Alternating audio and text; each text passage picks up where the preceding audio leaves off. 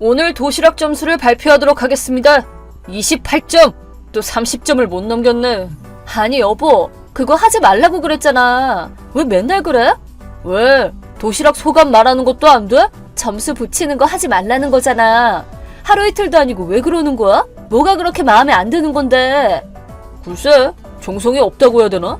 계란말이가 이게 뭐야? 먹다가 토할 뻔했잖아. 시금치랑 소시지도 진짜 너무 맛이 없어. 그저 굽고 볶는 게 다인데 어떻게 요리조차 제대로 못하냐고. 게다가 김치는 정말 담기만 하면 되는 거고, 제대로 할 줄 아는 건 쌀 씻어서 밥하는 게 다잖아. 하여튼 오늘은 28점이야. 나도 그 반찬 그대로 먹었는데 그런 말을 할 정도로 맛없지는 않더라. 내 동료랑 반찬 바꿔가면서 먹었는데 맛없다는 소리는 없었어.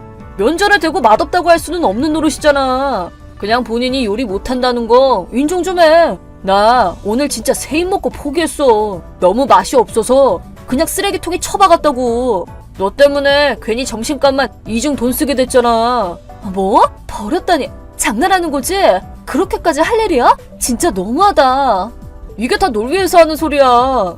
내가 도시락 갖다 버리는 게 싫으면 더 맛있게 만들던가. 네 실력이 좋아질 때까지 나는 계속 이렇게 할 거야. 아내 요리 실력이 향상되는 걸 참고 기다려주는 남편이라니 너무 착하지 않냐? 왜 그렇게까지 하는 거야? 결혼한 지 얼마 안 됐을 때는 맛있다고 하면서 잘 먹어줬잖아. 근데 반년 전부터 갑자기 도시락에 태클 걸더라? 대체 왜 그러는 건데? 아니, 처음엔 그냥 말을 안 했을 뿐이고 처음부터 네 요리는 맛 없었어. 그냥 참으면서 먹기는 했는데 그래가지고 네 실력이 좋아지지는 않을 거 아니야. 그래서 좀 고쳐줘야겠다 싶어서. 그렇게 말할 정도로 맛없지는 않을 텐데. 난 조리사 자격증도 가지고 있고 결혼 전에는 우리 부모님이 하고 있는 레스토랑에서 일도 했었어. 미각도 딱히 이상한 건 아닐 테고 예전에 친구한테도 대접해봤는데 친구도 엄청 맛있다고 말했었어. 근데 왜 당신만 그러는 건데? 자꾸 그렇게 말대꾸 할래? 조리사 자격증이 있든 네 친구가 뭐라고 말했든 맛없는 건 맛없는 거라고. 그럼 어떻게 하라는 건데?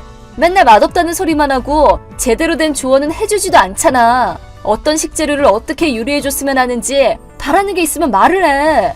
그걸 생각하는 게 네 목 아니야? 남편이 먹고 싶어하는 걸 딱 캐치하고 어떤 식재료든 맛있게 만드는 게 아내의 몫이라고. 그 정도는 혼자 캐치해서 노력 좀 하라고. 그걸 내가 어떻게 알아? 요새는 뭘 만들어도 맛없다는 소리만 하고 아침밥을 해줘도 반찬 먹다 버리고는 점수 평가나 하고 있잖아.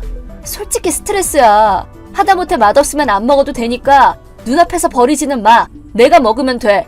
그러다가는 아무리 지나도 성장을 못한다니까? 반찬을 버리는 걸 보여줘야 네가 충격받고 열심히 하지. 인간은 원래 그렇게 성장하는 거란다.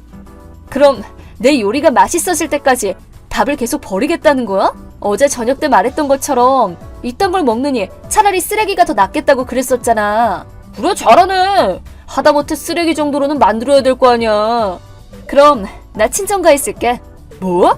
당신이 그렇게 내 요리가 맛없다고 하는데 다시 그 레스토랑 가서 연습 좀 해올게. 당신한테 먹여도 괜찮겠다 싶은 수준이 될 때까지 집으로는 안 돌아올 거야. 뭐? 아니, 잠깐만. 그건 좀 아니지. 아내의 본분은 지켜야 될 거 아니야. 무슨 소리야? 맛있는 음식을 만들어주는 게 아내의 역할 아니야? 남편한테 맛없는 밥을 계속 먹이는 것도 좀 그러니까 부모님한테 가서 다시 처음부터 배워올게. 우리 부모님은 밥이 맛없다고 버리는 사람들은 아니니까 식재료를 낭비할 일도 없을 거야. 아니지. 부모님 밑에서 배우면 안 되지. 딸이 만든 건 뭐든 맛있다고 하실 게 뻔하잖아. 우리 부모님보다 엄격하게 점수 따지는 사람들은 없을걸? 아무래도 레스토랑을 운영하는 요리사들이니까 나도 5살 때부터 식칼 들고 엄격하게 배웠기 때문에 내 요리 실력이 부족한 걸 알면 다시 잘 가르쳐 주실 거야. 아무리 그래도 자기 딸인데 그렇게까지 엄격하시겠어? 당신이 그렇게 불안하면 일주일에 한 번씩 시부모님을 우리 집에 모시고 내 요리 실력이 향상됐는지 확인받자. 당신도 당신 부모님이라면 믿을만하지? 당신에게 절대 미각을 물려준 분들이니까. 아니, 그건 그렇게까지 할 필요는 없지. 부모님한테까지 민폐 끼칠 일은 아니잖아. 네 밥은 그냥 내가 점수 매기면 되는 거고. 난 점수가 아니라 명확하게 어디가 맛이 없는지 알려줬으면 하는 거야. 그렇게 하기 위해서 당신이 아니라 요리사인 내 부모님 의견을 들으러 가는 거야. 게다가 당신이 내 음식을 버리고 외식하고 편의점에서 사 먹으니까 우리 집 식비가 반년 전부터 배로 늘어났어. 내 음식이 맛없어서 가게에 타격을 줄 정도인데 당연히 부모님까지 끌어들이더라도 시급히 해결해야 될 문제 아니야? 아니 그럼 그동안 내 밥은 어떻게 하라는 거야? 그건 나야 모르지. 알아서 하세요. 뭐? 나한테 밥도 안 해줄 거다 이거야? 외식을 하든 편의점에서 사 먹든 해. 내가 밥을 만들어도 먹지도 않잖아. 버리기만 하면서 무슨. 아니 먹을게. 좀 맛이 없더라도 안 버리고 먹으면 되잖아. 아니야. 쓰레기보다 못한 음식을 남편한테 먹일 수는 없지. 차라리 쓰레기를 먹는 게 더 낫다면서. 당신한테 맛있다는 말을 들을 수 있도록 수행하고 올 테니까 당신도 그때까지 참고 있어. 양가 부모님들한테 인정받을 때까지는 안 돌아갈 거야. 아니 밥 외에도 청소나 빨래 같은 것들도 있잖아. 그것도 다 손 놓겠단 소리야? 그래 뭐 합격할 때까지 돌아가지 못하니까 방치할 수밖에 없긴 해. 그래도 우선 요리 실력부터 어떻게 해야 될 거 아니야. 당신이 애도 아닌데 집안일 정도는 할 수 있잖아. 집안일을 다 내팽개치고 가다니 그건 좀 아니지. 넌 그냥 집안일 하기 싫어서 친정으로 돌아가라는 것일 뿐이잖아. 그렇게 건방지게 나올 거면 확 이혼한다? 그러든가. 뭐? 이혼해도 상관없다고? 뭐? 너 무슨 말을 하는 거야? 제대로 알고 말하는 거야? 이혼이라고 결혼 끝내자는 소리라니까? 이혼의 뜻을 누가 몰라? 충분히 생각하고 말하는 거라고. 솔직히 내 요리에 불만을 표하는 건 당신뿐이고 맛없는 밥 먹으면서 갖다 버리고 서로 스트레스만 쌓일 바에는 그냥 헤어지는 게 더 나을 것 같아. 내 요리 맛있다고 해주는 사람이랑 재혼하지 뭐. 아니 그렇게까지 할 필요는 없잖아. 고작 밥 가지고 이혼을 하다니 말이 돼? 부모님들도 이해 못하실걸?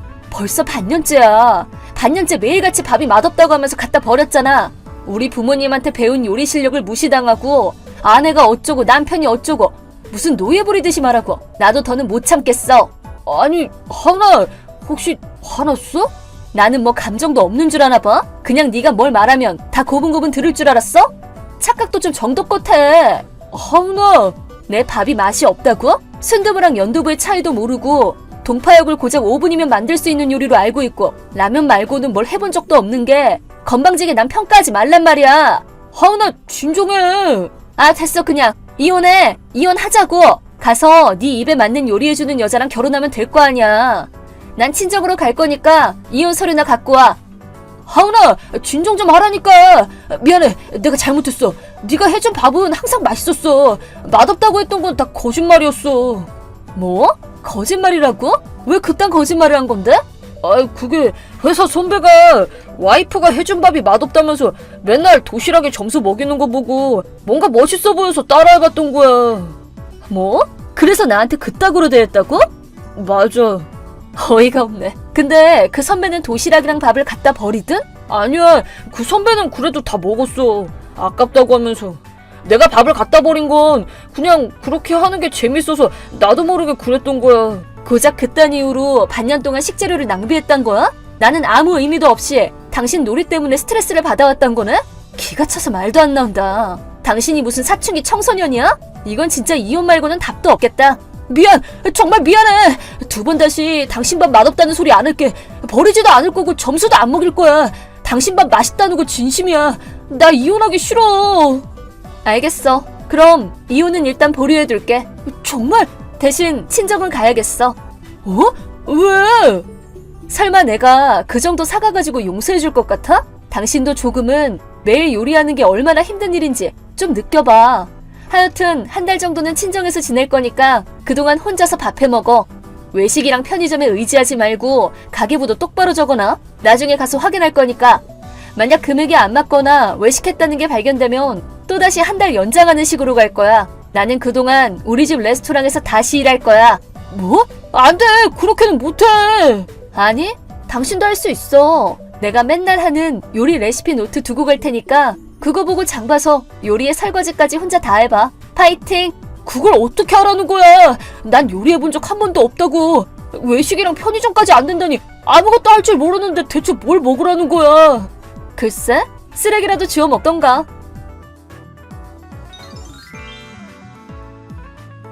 그 후 저는 실제로 친정을 갔습니다. 남편은 어떻게든 혼자서 밥을 하고 집안일도 하려고 해보았지만 실패한 맛없는 요리만 먹게 되고 집이 눈 깜짝할 사이에 쓰레기장이 되니까 결국 고작 일주일 만에 포기하고 시댁에 도움을 요청했습니다. 하지만 제가 사전에 시부모님께 사정을 설명해 놓은 탓에 남이 만들어준 요리를 갖다 버린 벌이야 라며 시어머니가 버릇을 단단히 고쳐줘야겠다며 요리와 집안일 전반에 대해 가르치게 되었다고 합니다. 한 달 후 제가 집에 돌아가자 남편은 눈물을 흘리면서 매일 맛있는 요리를 만든다는 게 이렇게 힘든 일일 줄은 몰랐다며 사과했습니다. 시부모님께 많이 시달린 것 같아 일단 용서해주기로 했습니다. 그렇게 지금은 제가 요리나 집안일을 조금씩 알려주어 밥을 포함한 모든 집안일을 교대로 함께하게 되었습니다. 그와 동시에 저도 근처 레스토랑에서 일하게 되었고 가게 수입도 더 늘어나 나름 여유가 생겼습니다. 반년 동안 정말 힘들긴 했지만 지금은 예전보다 더 평화로운 가정이 되었으니 이걸로 만족합니다. 안녕하세요, 구독자 여러분. 구독과 좋아요는 채널 운영에 큰 힘이 됩니다. 안녕하세요. 저는 지방에서 남편과 함께 작은 공방을 운영하고 있는 30대 여성입니다. 저희 남편은 위로형이 한 명 있습니다. 저희 시어머니는 교육열이 높은 분이셔서 두 아들 다 소위 말하는 명문대에 진학시켰습니다. 그렇지만 저희 남편은 그런 어머니의 치맛바람이 싫어서 대학 졸업 후 독립을 선언하고 지방으로 내려와 공방을 열었고 저를 만나 결혼했습니다. 시어머니는 둘째 아들이 자신의 원하는 삶의 궤적에서 벗어난 것이 제 탓이라고 생각을 했는지 저를 항상 못마땅해 하셨습니다. 그런데 그러한 저와 시어머니 관계에 변화를 준 사건이 있었는데요. 오늘 그 이야기를 여러분께 들려드리려고 합니다. 우리 종범이 곧 결혼할 거다. 어머, 아주버님이 만나는 여자가 있으셨어요? 정말 축하드려요. 저도 이제 형님이 생기는 거네요. 말이야, 네 형님이지만 너랑은 아주 차원이 다르단다. 너 미국에 있는 하버드 대학이라고 들어는 봤니? 거기 졸업해서 지금은 외국계 기업 임원이란다. 저도 하버드 대학 알아요. 거기 졸업하셨을 정도면 정말 똑똑하고 멋진 분이시겠네요. 말해 뭐 하겠니? 너처럼 촌구석에 처박혀서 손장난하고 있는 애랑은 차원이 다르지. 니네가 하고 있는 그 뭐지? 공모시기. 공방이요, 어머니. 솔직히 말해봐라. 그걸로 돈이 벌리기나 하니? 너네 백수인데 남한테 말하기가 쪽팔려서 공방인지 뭔지 한다고 구라치는 거 아니니? 그럴 리가요. 그이랑 저랑 열심히 노력해서 일군 장소예요. 동네 사람들도 많이 찾아와주고 이제는 나름 사랑방 역할도 하고 있는걸요. 큰 돈은 벌지 못해도 저희 앞가림은 분명하게 하고 있어요. 앞가림, 웃기시네. 그런 코딱지만한 가게로 앞가림이 되는 거면 청년 백수가 왜 생기니? 아유, 됐어. 너네만 생각하면 내 가슴 속에서 열불이 나니까. 어머님, 이제는 저희 인생 인정해 주시면 안 되나요? 종수 씨랑 저 정말 열심히 살고 있어요. 열심히 사는 게 뭔지 보고 싶으면 우리 첫째 아들 종범이를 봐라.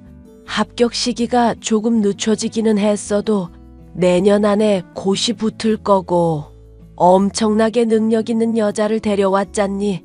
지방 어딘가에 처박혀서 애들 속꿉장난하고 있는 너네랑은 급이 달라. 하버드 며느리라니 이게 웬 횡재인지 모르겠구나. 아주버님은 명문대를 졸업한 후 35살이 되도록 고시 공부만 한 분이셨습니다. 그런데 아주버님의 합격 소식이 들리기도 전에 결혼 소식이 들려온 것입니다. 어머님은 아주버님이 데려온 여자가 정말 대단한 사람이라면서 두 팔 벌려 환영하는 분위기였지만 저희 남편은 다른 의견이었습니다. 자기야, 소식 들었지? 아주버님 말야, 곧 결혼 날짜 잡으시려나 봐. 엄마한테 전화 와서 들었어.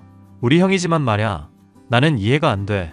취직도 안 하고 몇 년째 엄마한테 손 벌리면서 고시 공부하는 것도 이해가 안 되는데 갑자기 결혼이라니. 도대체 생각이 있는 건지 없는 건지. 아주버님도 다 계획이 있으시겠지.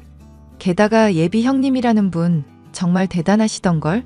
하버드 나와서 외국계 기업 임원이라니 너무 멋지잖아. 난 정말 모르겠어. 고시 공부하느라 직업도 없는 우리 형이 어디서 그런 여자를 만났으며 그런 여자를 어떻게 우연히 만났다고 하더라도 그 여자가 왜 우리 형을 좋아하냔 말이야. 이 결혼 어딘지 모르게 불길한 구석이 있어. 나도 그런 부분은 좀 염려스럽기는 해. 이렇게까지 차이 나는 결혼은 주변에서 처음 보거든. 그래도 아주버님 이제까지 고생하셨으니까 행운이 굴러들어온 거 아닐까? 나도 정말 그랬으면 좋겠어. 남편은 아주버님의 결혼에 대해 의문을 품고 있었는데 사실 그건 저도 마찬가지였습니다. 외국계 임원까지 오를 정도로 능력 있는 여성분이 어떻게 무직인 저희 아주버님과 결혼을 결심하게 됐는지 알 길이 없었습니다. 그렇지만 어머님이 너무 행복해 하셨기에 그런 걸 꼬치꼬치 캐물을 분위기가 아니었고 시간이 흘러 상견례 날이 다가왔습니다. 친구야, 나 정말 너무 힘들다. 이번 주 주말에 만나서 소주 한 잔 콜? 정말 미안해. 이번 주에 상견례 있어서 서울 올라가 봐야 할 것 같아. 갑자기 웬 상견례? 고시 공부한다던 아주버님이 곧 결혼하신대. 나도 아직 예비 형님 얼굴은 못 봤는데 아주 멋진 분이신 것 같아. 나 빼고 세상 사람들 다 행복하게 사는구나. 나는 전생에 무슨 죄를 지어서 이렇게 고통받는지 원. 네가 죄를 지은 게 아니라 너한테 사기를 친 그 사기꾼이 나쁜 거야. 너무 마음 상해하지 마. 꼭 잡을 수 있어. 요즘도 사기꾼 찾는 전단지 붙이고 다녀? 전단지도 붙이고 방송국에 제보까지 했는데도 답이 없네. 나 정도 사기 당한 건 아무것도 아니라고 생각하나 봐. 나는 내 전 재산을 사기꾼한테 뜯겼는데 말야. 지난달에 길거리에서 우연하게 만났었다며. 그때라도 잡아서 유치장에 쳐넣었어야 했나? 그랬어야 했는데 그 여자 말발에 또 넘어간 내가 머저리지. 너도 알잖아. 그 여자 보통 사람 아닌 거. 알지. 너랑 같은 동네에서 언니 동생 하면서 3년을 넘게 가족처럼 지냈다고 했잖아. 어느 날 급하게 돈이 필요하다길래 전 재산 5천만 원을 빌려줬는데 그날로 야반도주했다며. 천벌을 받아도 모자를 인간이야. 그날 우연히 길거리에서 마주쳤어. 내 돈 내놓으라고 악을 쓰고 덤볐는데 눈 하나 깜짝 안 하고 조용히 어디 들어가서 얘기를 하자는 거야. 그래서 커피숍에 앉아서 단둘이 대화를 했는데 자기도 지금 돈이 없대. 뭐 그런 뻔뻔한 인간이 다 있어? 남의 돈 빌려간 후에 잠적해놓고 돈 없는 게 자랑이니?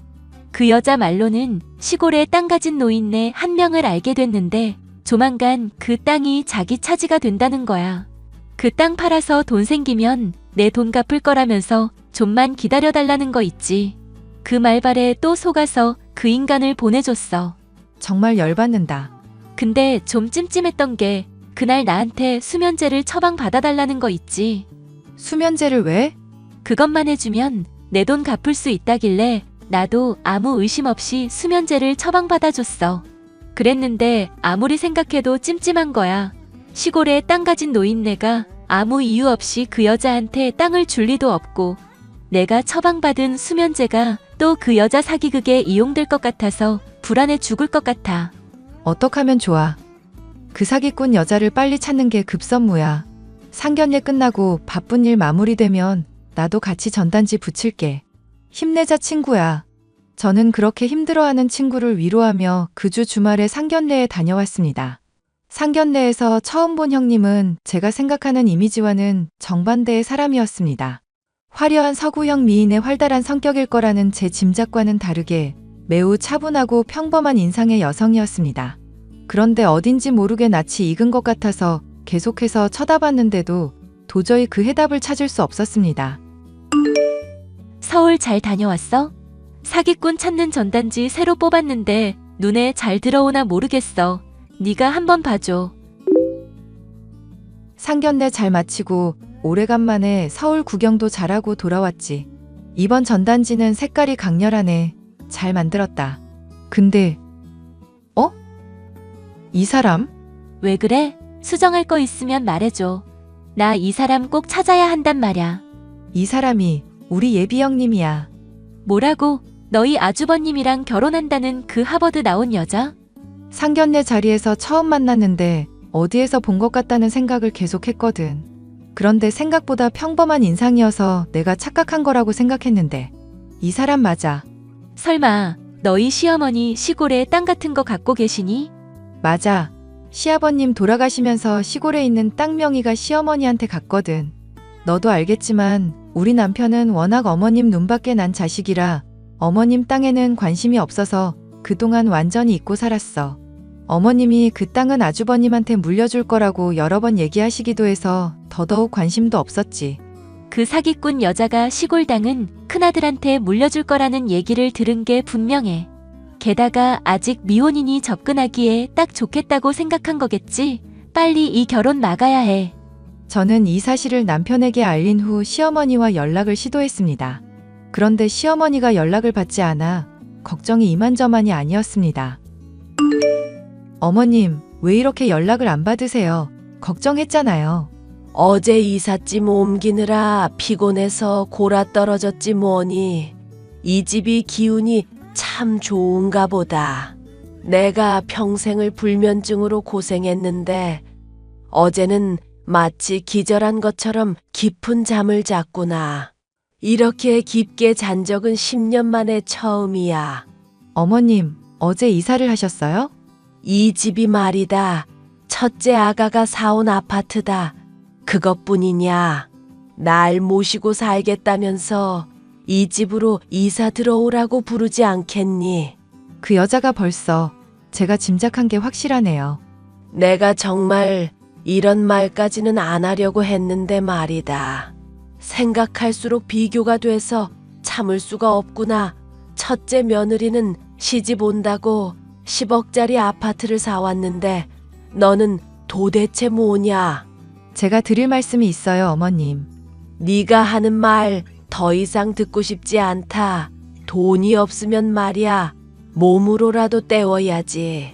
여기 새 집이니까 너가 와서 물걸레질이라도 해. 내가 너만 보면 속이 터져서 살 수가 없어. 어머님, 지금부터 제가 하는 말 잘 들으세요. 첫째 형님이라는 그 여자, 여러 사람한테 돈 빌려서 야반도주한 사기꾼이에요. 지금 타깃이 어머님이에요. 그 집으로 부른 것도, 기절한 것처럼 잠든 것도 전부 그 여자 계략이라고요.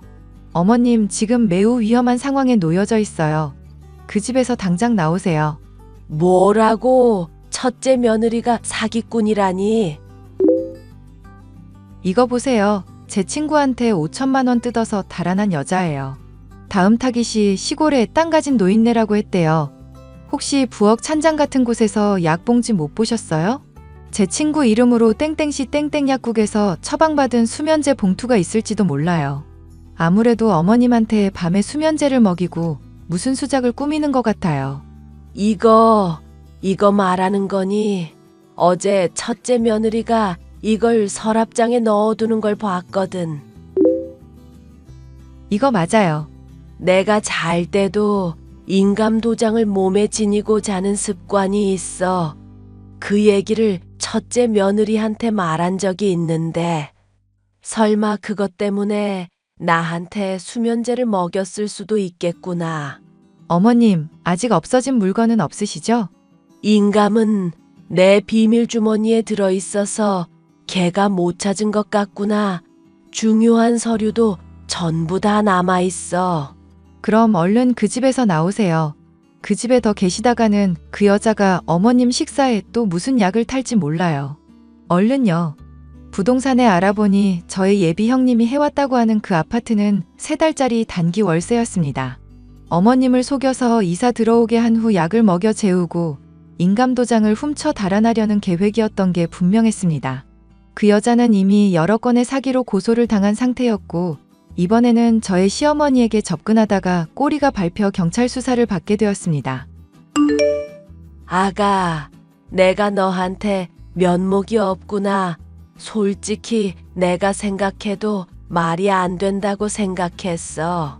학벌만 좋지 뭐 하나 자기 손으로 이룬 적 없는 첫째한테 그런 여자가 찾아올 리가 없지. 내 재산을 노린 사기꾼이었다고 생각하니 이제서야 모든 게 이해가 되는구나. 어머님, 말이 안 된다고 생각하면서도 너무 좋고 너무 행복해서 귀 닫고 눈 감고 그냥 결혼 밀어붙이려고 했던 거야. 일단 종범이랑 결혼부터 시켜놓으면 자기가 나중에 정신 차려도 도망갈 수도 없을 거라고 생각했으니까. 처음부터 내 재산을 노린 사기극이었을 줄은 상상도 못했단다. 너 아니었으면 무슨 일이 벌어졌을지 정말 끔찍하구나. 어머님이 무사하셔서 정말 다행이에요. 그리고 아주버님이 상처를 많이 받으신 것 같아서 죄송하기도 하고요. 종범이도 이제 정신을 차릴 때가 됐어. 더 이상 고시 뒷바라지 해주지 않겠다고 얘기해놨다. 작은 기업이라도 들어가서 사람들하고 어울리고 일 배우라고 했더니 본인도 그렇게 생각한다고 얘기하더라. 오늘 면접 보러 갔단다. 쉽지 않은 결정이었을 텐데 어머님도 아주버님도 정말 대단하세요. 나는 말이다. 종수가 저렇게 지방 내려가서 작은 가게 운영하면서 사는 게 다 네 탓이라고 생각하면서 널 원망했단다. 하지만 이제 와서 생각해보니 그렇게 독립적이고 용기 있는 선택을 한 종수가 대견하고 그런 종수랑 가정을 꾸리면서 사는 너한테 고마운 마음이 드는구나. 내가 왜 그동안 너네들을 미워했는지 모르겠어. 그동안 내가 한 모진 말들에 대해 사과하고 싶어. 아니에요, 어머님. 저도 종수 씨도 어머님에 대해 원망하는 마음 같은 건 없어요. 시골 땅은 내 몫까지 공평하게 나눠줄 생각이다. 종범이랑 종수, 그리고 너한테 3분의 1씩 증여한다고 유언장을 작성해놨어. 너한테 정말 고맙다. 비온 뒤에 땅이 굳는다는 말처럼 사기꾼 사건이 지나가고 난 후 저희 집안에는 평화가 찾아왔습니다. 아주버님은 중소기업에서 사무직으로 근무를 하게 됐고 저희 남편은 어머니의 인정을 받아서인지 더욱 열심히 공방을 운영하고 있습니다. 저는 이번 일을 겪으며 성실하고 정직하게 살아가는 것이 가장 중요한 가치라는 걸 깨닫게 되었답니다.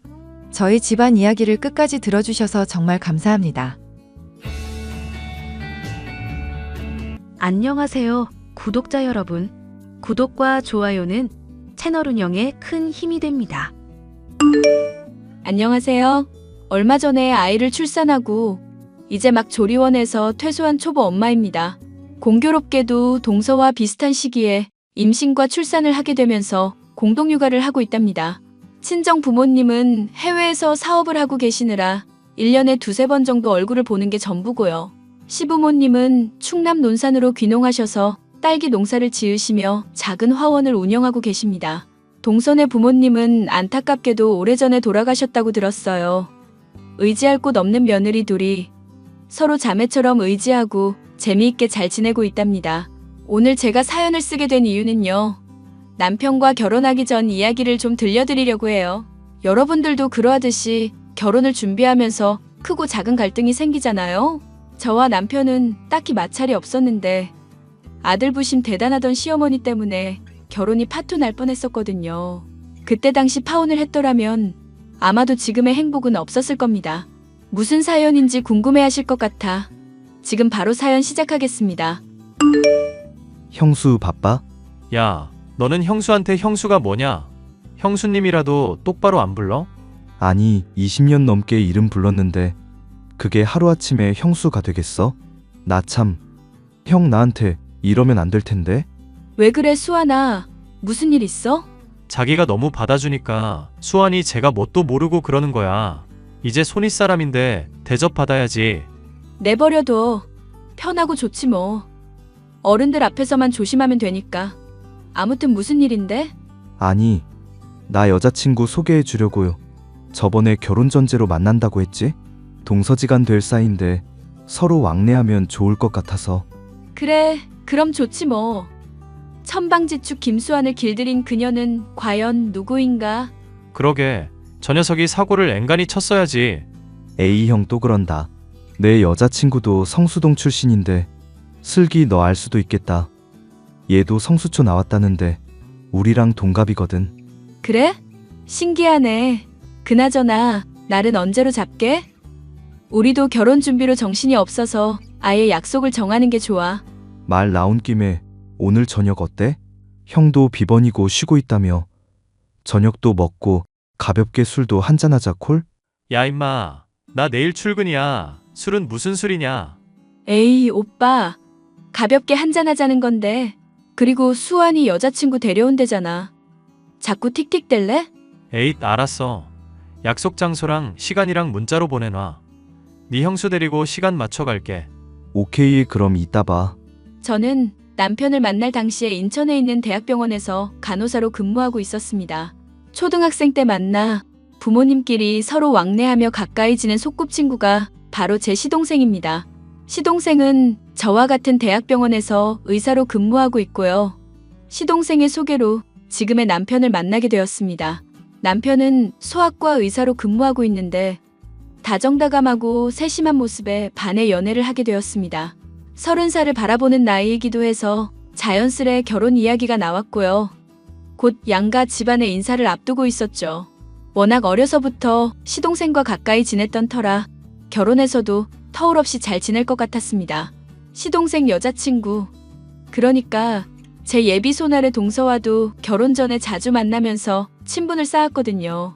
예비 동서와는 알고 보니 친하게 지낸 건 아니었지만 같은 초등학교를 졸업한 동창생이더라고요. 성격이나 식성도 저랑 비슷했고 부모님도 두 분 다 외국에 계시는 게 상황이 비슷해서 더더욱 정이 갔습니다.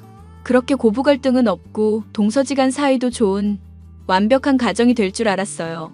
하지만 그건 제 착각이었고 결혼 준비를 하게 되면서 조금씩 갈등이 시작되었죠.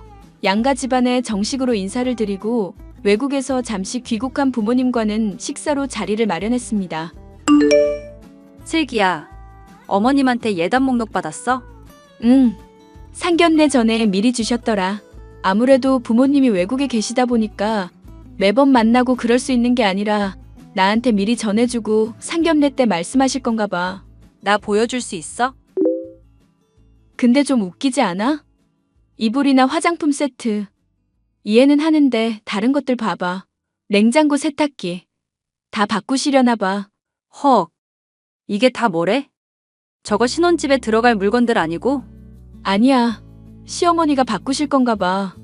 내가 신혼살림이냐고 물어보니까 그걸 왜 예단에 포함시키냐시던데? 아주버님 보시면 짜증내시겠다. 아니, 나 결혼할 때도 저렇게 주시려나? 글쎄? 근데 저번에 집에 가보니까 다 최신형에 구매한 지 얼마 안 된 것들이던데. 비스포크 냉장고 알지? 어머니가 그거 쓰시던데? 김치 냉장고랑 세트로. 그럼 정말 얼마 안 된 건데 왜 이렇게까지 하시지? 글쎄, 나도 잘 모르겠어. 일단 저것들 제외하고 나머지 먼저 준비해봐야지. 준비하다가 힘들면 말해, 내가 도와줄게. 안 그래도 수환이가 서로서로 돕자더라. 그럼 나야 좋지. 남편들이 바쁜데 동서지간 우애라도 다집시다. 이번 주 금요일에 치맥 어때? 좋지. 제 친정 부모님이 외국에 계시는 터라 자주 왕래를 하는 게 아니어서 어떻게 보면 결혼 준비는 시댁과 해야 했습니다. 정확히는 시어머니가 원하시는 대로 구색을 맞춰야 했고 상견례 전에 예단 목록을 미리 받아두기까지 했거든요. 다들 결혼 전에 이런저런 문제로 갈등도 겪고 그걸 극복해 나가면서 결혼을 하는 거라던데 예단에서부터 살짝 삐거덕거리기 시작했죠. 친구같이 지내는 시동생 부부 덕에 조금이나마 시름을 덜 수 있었지만 제 기준에는 너무 과한 것 같았습니다. 굳이 가정가구를 새로 싹 바꿔야 하고 현금 예단도 받고 모피코트에 명품 가방에 온갖 걸 다 적어 놓으셨더라고요. 사실 시어머니가 남편과 시동생을 홀로 키워오셨어요. 여자의 몸으로 자식 둘을 훌륭히 키워낼 의사를 만들었다는 대단한 자부심을 갖고 계신 분이었죠. 그래서 예단 목록을 보면 마치 내가 평생 고생했으니 보답받아야겠다라는 생각이 고스란히 담겨있는 듯 했습니다. 혼자 알아서 잘 준비해 보려다가 도저히 안 될 것 같아서 남편에게 목록을 보여주었어요. 남편은 예단 목록을 보더니 아주 기겁을 하더라고요. 그러다 화가 난 남편이 시어머니께 찾아가 한바탕 했는지 저에게 문자가 왔습니다. 예, 예단 목록 간추려서 다시 보내마. 네, 감사합니다. 제가 먼저 연락드렸어야 했는데 이것저것 준비한다는 핑계로 그러질 못했네요. 그리고 너는 벌써부터 시험이랑 아들 사이를 이간질하니? 네? 그게 무슨 말씀이세요? 모르는 척하는 거니? 아니면 정말 모르는 거니? 너 정환이한테 예단 너무 과하다고 그새 일러 바쳤잖니. 아, 어머니. 뭔가 오해가 있으신 것 같은데요. 오해? 오해는 무슨 오해? 오늘 아침 대바람부터 전화 와서는 왜 너한테 예단으로 부담 주냐고 아주 지랄지랄을 하더라. 어머, 그 정환 씨가요? 전 그럴 의도로 말씀드린 건 아닌데. 죄송해요, 어머니. 됐다. 이미 지랄한 거 뭐 어쩌겠니? 남들은 다 그 정도 한다는데 뭐가 부담이 된다고 그걸. 어휴. 신혼 살림은 어쩌고 있어? 그것도 한 군데서 할지 아니면 좀 나눠서 할지 고민 중이에요. 그래도 집 걱정은 덜었으니까 천천히 생각해 보려고요. 그래? 그럼 나 아는 사람이 매장하니까 거기서 해라. 가구도 마찬가지고 다 최고급으로 맞춰. 이왕이면 아는 데서 하면 좋잖냐. 여기에 전화해보고 내 이름 대면 알 거다. 네, 감사해요. 조만간 정환 씨랑 저녁 식사해요. 제가 맛있는 거 사드릴게요. 네가 웬일이냐? 일단 알았다. 시어머니는 결혼 준비를 하면서 조언이라는 핑계로 저에게 온갖 간섭을 하기 시작하셨어요. 신혼집도 병원과 가까운 오피스텔에서 시작하려 했는데 굳이 아파트를 고집하셔서 결국 그 고집 꺾지 못하고 병원에서 차로 30분 정도 거리에 있는 신축 아파트를 분양받았어요.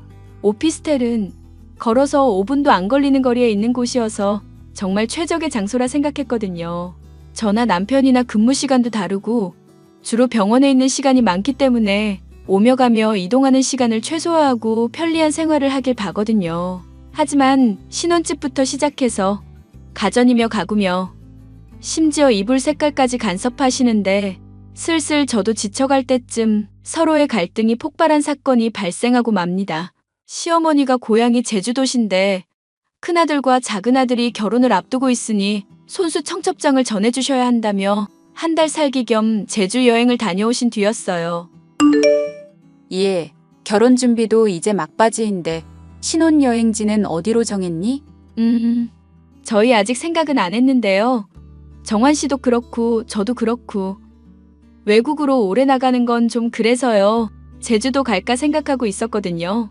아니면 강원도나 부산 쪽으로 가서 일주일 정도 지내고 올까 싶어요. 뭐? 제주도? 한 번뿐이 신혼여행인데 제주도라니. 어머니, 제주도가 어때서요? 요즘 제주도가 완전 핫하잖아요. 다들 못 가서 안달인데. 국내잖니. 신혼여행은 무조건 외국으로 가야 해. 시간도 그렇고 피곤하기만 할 것 같아서요. 정환 씨도 요즘 수술 많아서 엄청 피곤해 하거든요. 그래? 일단 알겠다. 왜 그러세요? 무슨 일 있으신 거예요? 아니면 어디 추천해 주실 곳이라도. 이왕 가는 거 좋은 데 가라고 말하려고 했던 거야. 내가 조금 이따 연락하마. 형수, 신혼여행 어디로 가? 제주도 생각하고 있어. 수술도 많이 하는 시기고. 진료 일정이나 근무 일정으로 보나 그냥 국내에서 이것저것 즐길까 생각하고 있어. 형이 요즘 바쁘긴 하지. 최 교수님, 장기 출장 가셔서 하필 그 기간이라. 그래서 결혼을 미룰까도 생각했는데 우리 부모님 일부러 일정 맞춰 한국 오는데 바꾸는 것도 일이라서. 피곤한 거야 우리가 부담하면 되는 거고. 그럼 제주도로 정해진 거? 글쎄, 사실 어머니가 연락하셨어. 제주도 가지 말고 해외로 가라고. 엄마가 왜 신혼여행까지 간섭하려고 그러지? 그래서 뭐라 했는데? 뭘 뭐라 해. 정해진 거 없다 그러고 근무 때문에 국내 가려고 한다고 그랬지. 설마 따라가려는 건 아니겠지? 그런 말은 함부로 하는 게 아니야. 말이 씨가 된다잖아. 조용히 해. 그래서 걱정이야. 설마 같이 가시진 않겠지? 아, 어머니한테 연락 왔다. 잠시만. 예, 아무리 생각해도 제주도는 좀 아닌 것 같구나. 네? 그럼요? 아무래도 신혼여행은 제주도 말고 유럽으로 가는 게 좋겠구나. 거기가 제일 좋은 것 같아. 저희 유럽 갈 일정이 안 되는데요. 그이도 수술 일정이 결혼하는 달에 꽉 차 있어서 오래 비우기가 좀 그래요. 그럼 굳이 제주도를 가겠다는 말이야? 어쩔 수 없죠. 그런데 왜 제주도는 안 된다고 하시는 거예요? 왜긴? 내가 제주도 다녀온 지 한 달밖에 안 돼서. 네? 무슨... 설마 신혼여행에 어머님도 같이 가시게요? 뭘 그런 걸 묻니?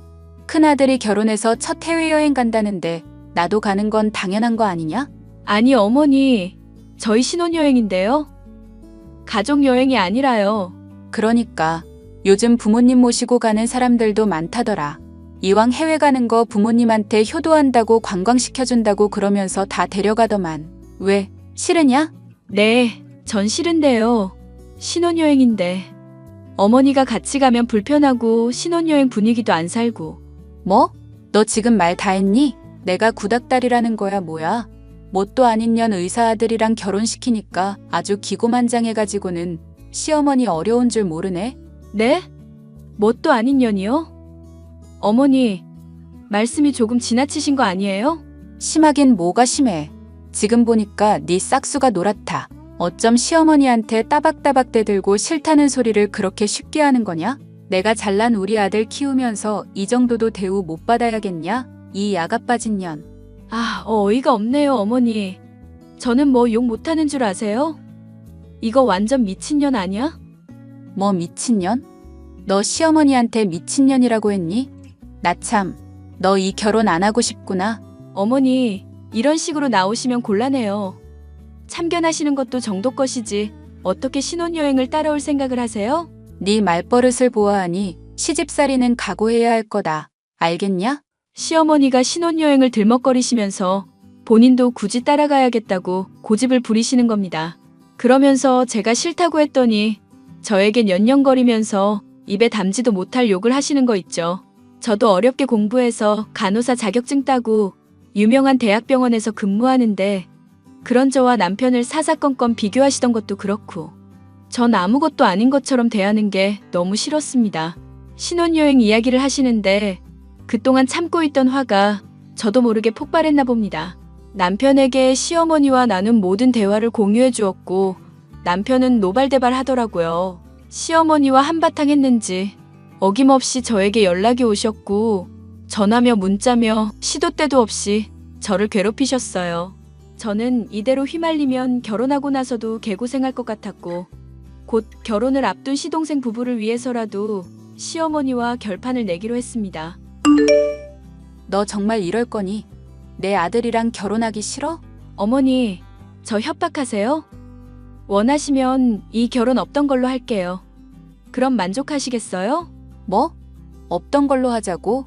청첩장이며 뭐며 다 돌렸는데 이제 와서 없던 걸로 하자니. 너는 결혼이 애들 장난이야? 어머니가 결혼하기 싫으냐면서요. 계속 이런 식이면 저 이 결혼 못해요.